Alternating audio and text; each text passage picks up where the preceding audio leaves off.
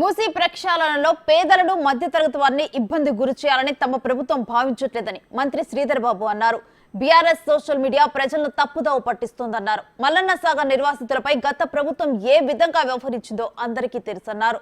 మూసీ హైడ్రా చర్యలపై ఎవరూ ఆందోళన చెందొద్దని ఇందుకు హెల్ప్ డెస్క్ ఏర్పాటు చేస్తున్నట్లుగా తెలిపారు శ్రీధర్ బాబు.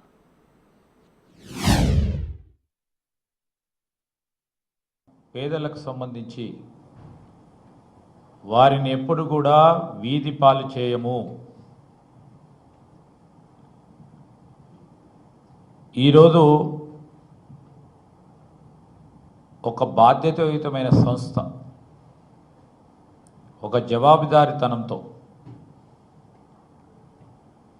మూసీ నది ప్రవాహ మార్గాన్ని పూడ్చి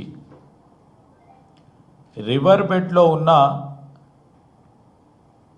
ఏదైతే స్పెసిఫిక్గా చెప్తా ఉన్నామో అక్రమ నిర్మాణాలు మాత్రమే తొలగించే ప్రయత్నం చేస్తారని నిన్న మా అధికారులు కూడా తెలియజేయటం జరిగింది.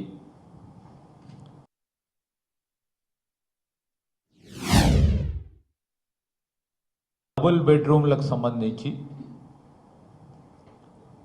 మాకు పకడ్బందీగా జీవితాంతం వారి కన్న కల సొంత ఇల్లు మా పరంగా ఉండాలని ఏదైతే ఆలోచన చేసిండ్రో ధైర్యంగా స్థిరంగా ఆత్మవిశ్వాసంతో ఇది మా ఇల్లు అని చెప్పుకునే విధంగా డబుల్ బెడ్రూమ్ ఇల్లుని ఏర్పాటు చేయటం జరుగుతుందని ముఖ్యమంత్రి గారి ఆలోచన మేరకు ఈరోజు అందరికీ కూడా న్యాయం చేసే ప్రక్రియను మా కాంగ్రెస్ పార్టీ ప్రభుత్వం చేపడుతుందని నేను మొదటగా ఎవరైతే పేదవారు ఉన్నారో బీదవారు ఉన్నారో మరి ప్రత్యేకించి వీరందరినీ కూడా కాపాడే బాధ్యత మాదే.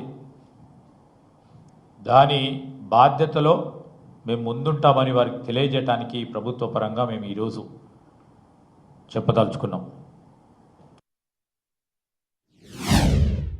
ఒక ప్రక్కన హైడ్రా, ఇంకో పక్కన మూసీ నదికి సంబంధించి కూడా ఏ జిల్లాలు ఉన్నాయో ఆ జిల్లాలో హెల్ప్ డెస్క్ను క్రియేట్ చేస్తాం. జిల్లా కలెక్టర్లే పూర్తి స్థాయిలో పర్యవేక్షణ చేస్తారు.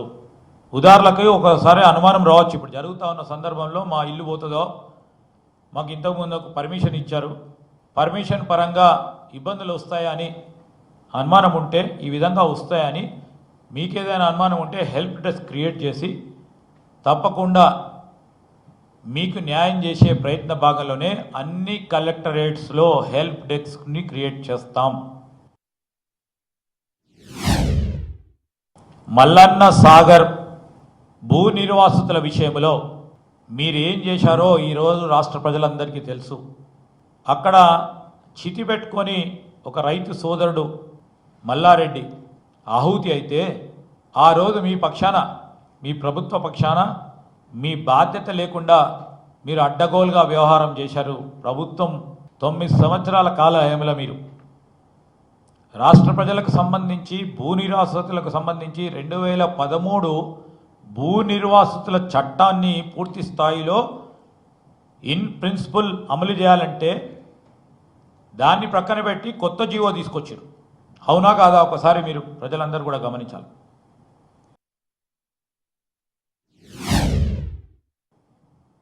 చట్టం మేము కొత్తగా తీసుకొస్తా ఉన్నామని దానిలో భాగంగా అనేక సందర్భాల్లో హైకోర్టు మొట్టికాయలు వేస్తే భూ నిర్వాసితులకు సంబంధించి ల్యాండ్ అక్విజిషన్కు సంబంధించిన ఏ విధంగా ఇచ్చిండ్రు కంపెన్సేషన్, మల్లన్న సాగర్లో ఓ కంపెన్సేషన్, సిద్దిపేటలో ఇంకోటి, గజ్వేల్లో ఇంకోటి, ఈ విధమైన కార్యాచరణ తీసుకుపోయిన వారికి ఏదైనా నైతిక హక్కు ఉందా ఈరోజు మాట్లాడటానికి అని అడుగుతాము.